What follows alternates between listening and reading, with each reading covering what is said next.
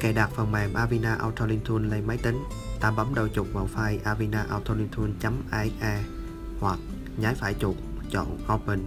Giao diện cài đặt hiển thị, ta nhấn vào nút Tiếp tục.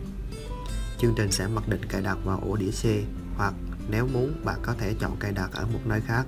Sau đó nhấn vào nút Tiếp tục, chọn Tiếp tục và bấm vào cài đặt, thì phần mềm sẽ tiến hành cài đặt vào máy tính của bạn. Quá trình cài đặt diễn ra nhanh hay chậm phụ thuộc vào cấu hình máy tính của bạn.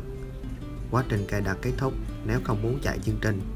Sau khi cài đặt thì bỏ chọn ở dòng chữ chạy chương trình Avina AutoLink Tool và bấm nút kết thúc để hoàn tất quá trình cài đặt. Nếu chọn khởi động phần mềm sau khi kết thúc cài đặt thì phần mềm sẽ chạy lên trên máy tính của bạn.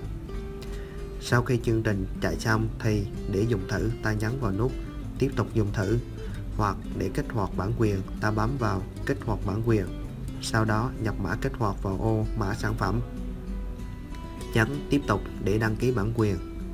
Nếu chưa có mã kích hoạt sản phẩm, hãy liên hệ với chúng tôi theo thông tin ở phần mô tả bên dưới video này, hoặc bấm nút mua hàng để liên hệ với chúng tôi.